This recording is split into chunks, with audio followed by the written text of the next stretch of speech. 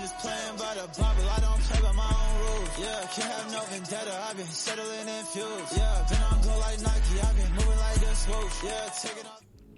Shalom, shalom, brothers and sisters. It is Subset back with another video.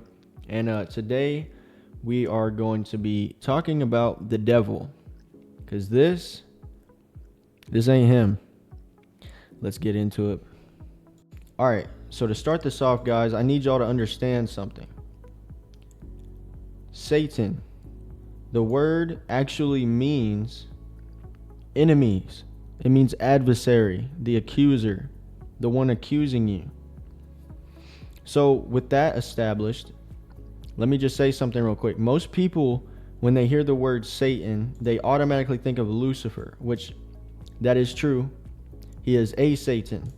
Satan is simply an enemy of God in any way, shape, or form. This is why he called Peter Satan. I'll bring that verse up. By he, I mean Yeshua. Let's keep going. All right, so now that we've established that Satan means enemy and that this is not Satan, this, if anything, this is a subliminal spiritual trick to get you to be like, well, I just need to look out for this guy. No. I'm going to bring y'all to three enemies of God. The three enemies of God. The three Satans against God. Now, starting off with number one, we've already talked about it a little bit. Demons, fallen angels, dark spirits, wicked entities. Lucifer would fall into this category. I will use the verse Ephesians 6:12, for we do not wrestle against flesh and blood, but against the rulers, against the authorities, against the cosmic powers over this present darkness, against the spiritual forces of evil in the heavenly places. So this is the category that Lucifer would fall into. But there's two more, and these two are sly, and they're probably more important than these demons and angels. I will elaborate. Number two, we have probably the strongest enemy of God here, in my opinion, because the devil is and his army is a bunch of wimps. The strongest, in my opinion, is the flesh or the sin nature. The sin nature is the curse that we received after Adam and Eve fell from grace. So everyone born of a human mother, besides Yeshua, Jesus, was born with sin nature, meaning we are automatically set and hardwired to go after desires not of God. So number two enemy is literally what we are bound to, these vessels. That is number two. Now, I have a bunch of verses pulled up here about dying to self and stuff about flesh and things like that. It's all throughout the Bible. There's verses about suffering the way Christ did, so we share in his glory, things like this. There's many verses. I can't go over all of them. So the verse I've picked is Romans 8, 7 and 8. Romans chapter 8, verses 7 and 8. For the mind that is set on the flesh is hostile to God, or at enmity with God, for it does not submit to God's law. Indeed, it cannot. Those who are in the flesh cannot please God. That means if you wake up every day and strive after your own carnal, material desires, you live a life of the flesh. No ifs and buts about it. That's what it is. The flesh is the most powerful of these three, I believe. Should have numbered it at 3, but it's okay. Number 3 is probably the more shocking one, so we're getting there. Enemy number 2 is the flesh, your own flesh. That's why it is so important to fight the flesh, to walk in the spirit, so you do not gratify the things of the flesh. The flesh can creep up on you, even saved individuals, truly saved individuals, and make them stumble. A lot of times this happens for certain reasons though. So try not to get too discouraged. That's one thing I always needed help with. Next, enemy number 3.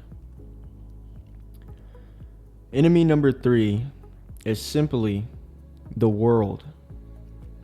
The world is an enemy of God.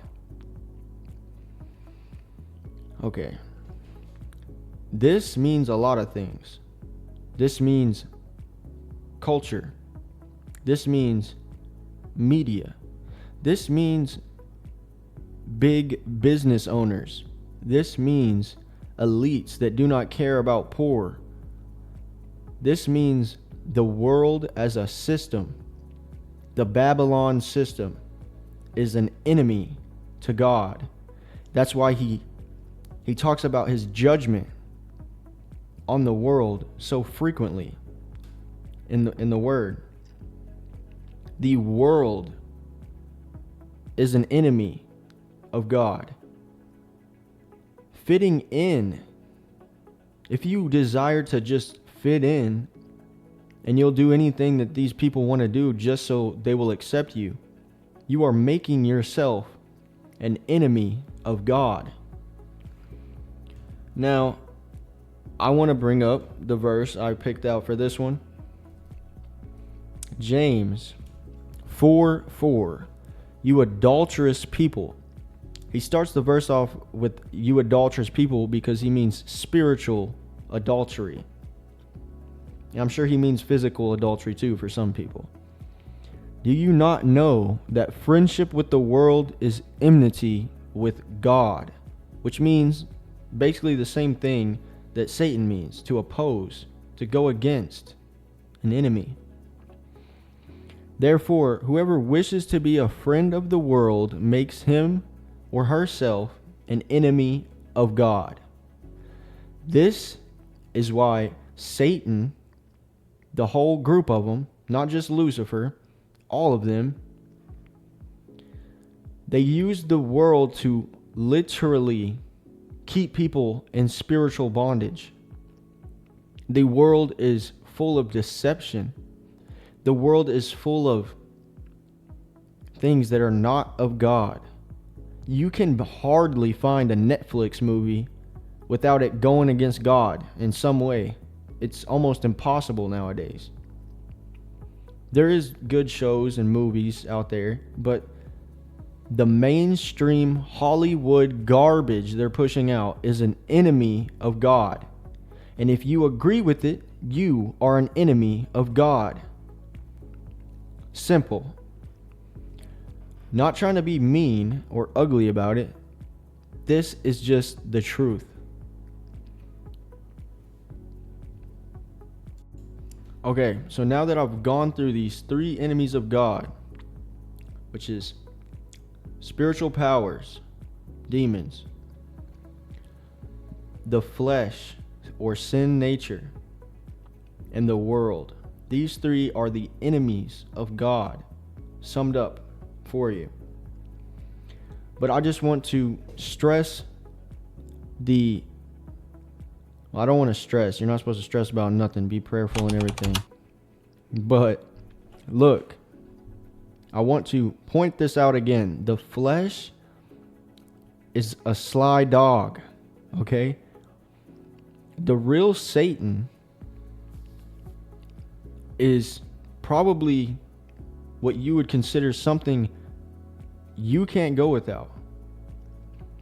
It's probably your best friend, not personified, but something that you use every day, something that you cannot give up for God. Satan is something you will want. Your flesh will want him. It will crave him. He will make you want him. That is the point of temptation. Your flesh will be drawn to it. You'll get invasive thoughts that will say, "Oh, just do it. God will forgive." Stuff like this. God will forgive. But there's a very thin line, and you do not want to cross it.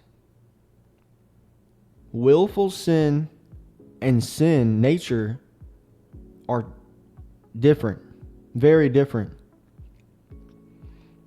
Look, this is why fighting and crucifying the flesh in a spiritual sense is so important. The more that your body can suffer in temptation, the less effect that demons and Satan can have on you. If you can conquer your flesh, then the demons and the fallen angels, they basically cannot touch you. The world cannot touch you once you know the truth and believe it. The flesh never disappears. It only shrinks or grows depending on your obedience to God. I'm going to say this one more time. The flesh will never go away until we are glorified in our new bodies. This is the enemy that is the most powerful. Satan is not powerful. After all this is over with, and we are with the Lord at the dinner table, drinking wine, whatever you want to view it as, we're going to be laughing at him. Satan is a joke. Matter of fact, before I forget, I want to tell you what I see Satan or Lucifer as. God is sovereign. He knew that we would fall from grace before he ever created us. He knew that Lucifer would take 1/3 of the angels to earth and destroy it spiritually. He knew all of this. The book of Job, for a good reference. Satan cannot do anything without God's permission. Satan is not omniscient. He is not sovereign. He is not God. He's not the God of anything. He's a little g. He's not even, I don't even want to put him in that category. Angels are simply tools to carry out God's purposes. Satan is doing the will of God without realizing it. When you fall or you are tempted, it's just a trial or a tribulation to make you better spiritually. When you are in the same cycle in life, there's a lesson you're not getting because you are not in tune with God. There is angels and there are demons, but at the end of the day, God controls all of them. Keep this in mind. Satan is just a tool for the son or daughter of God to better himself or herself. This is what a lot of people don't look at it this way.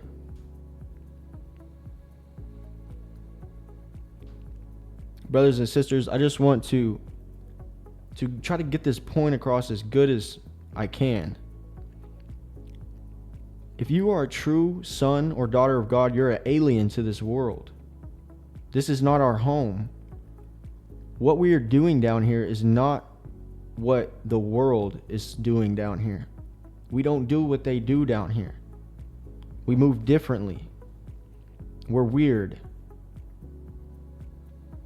The bottom line is Satan is a tool for your own edification, your own sanctification. This is a lesson that obviously I'm not perfect.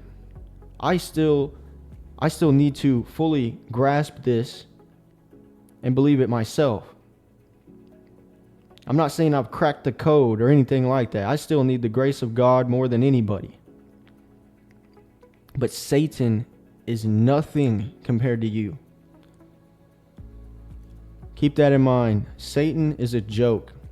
That's the conclusion we've came to. Shalom, brothers and sisters. Therefore, I do not run like someone running aimlessly. I do not fight like a boxer beating the air.